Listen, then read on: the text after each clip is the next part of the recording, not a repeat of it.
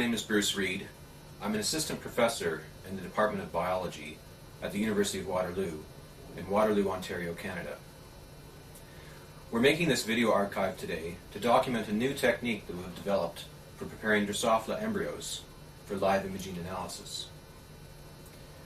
While performing live imaging analysis using Drosophila embryos, we frequently use time-lapse acquisition, and this can last several hours. Therefore, it's important to have a technique in which the embryos are protected from dehydration as well as hypoxia. In addition, we also want to develop a technique that would avoid any compression of the embryo in mounting.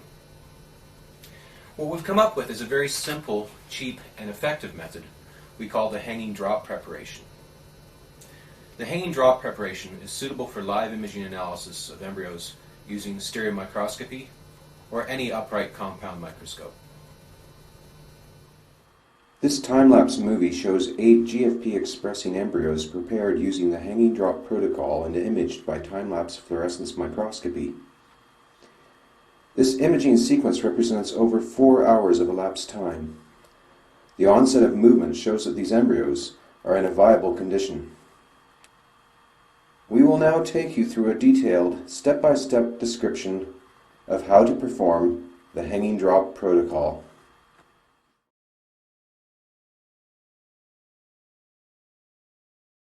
Embryos are collected on standard grape juice agar plates using